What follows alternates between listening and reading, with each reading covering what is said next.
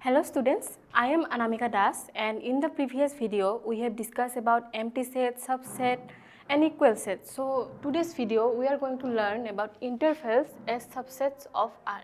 So basically we have four types of intervals. So first one is open interval. So what is an open interval?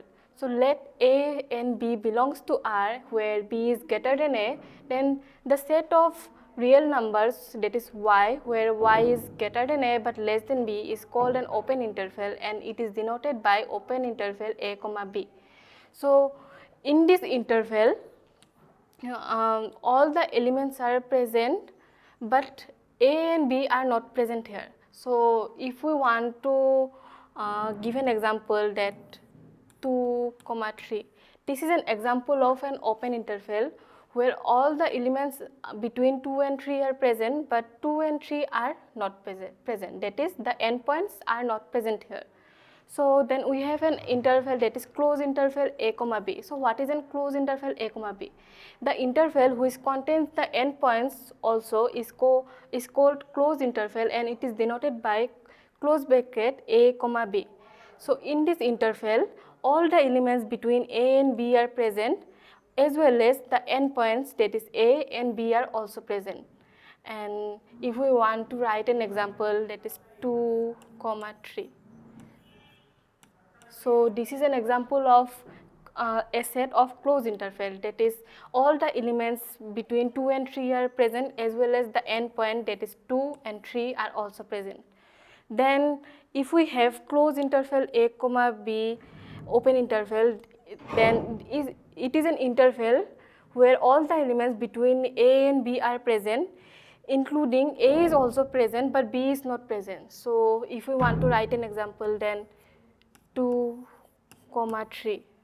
Here all the elements between 2 and 3 are present as well as the element 2 is also present here. But the element 3 is not present since it is an open bracket. So this is an example of close bracket as well as open bracket. Here all the elements between 2 and 3 are present as well as 2 is present but 3 is not present.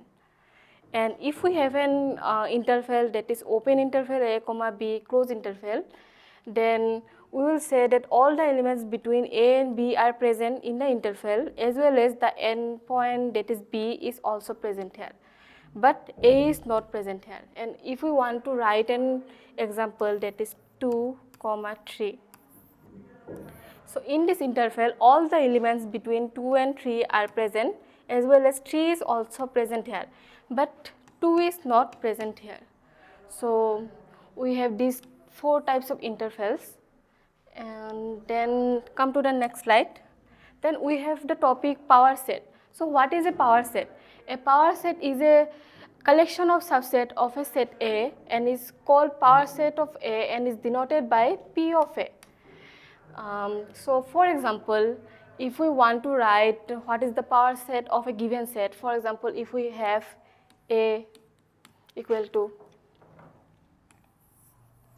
1, 2, 3, no, for example, let's take some easy one. So if we have 1, 2, 1 and 2, and we know that phi is the subset of every set since we have discussed it in the previous class. So phi is the subset of every set. So if we want to write power set, that is P of A is equal to, since phi is the subset of every set, then we will write here phi also.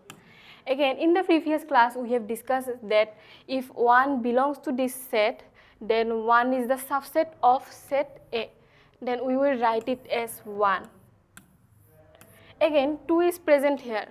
Since 2 belongs to the set A, then 2 is the subset of A, then we will write it as 2. Again, in the previous class we have discussed that every set is a subset of itself.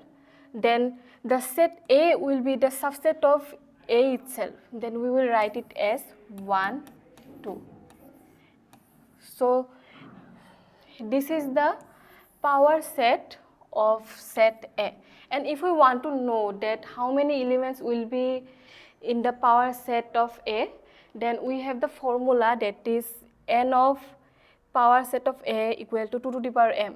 So here m defines the element present here. So in the set A there are 2 elements, 1 and 2. So the number of element is 2. Then how many elements will be in the set P of A? Then we have the formula n of P of A, that is 2 to the power m, and here m equal to 2, then 2 to the power 2 equal to, we know that 2 to the power 2 equal to 4. So we have 4 elements, that is 5, 1, 2 and 1, 2, that is A. That is A.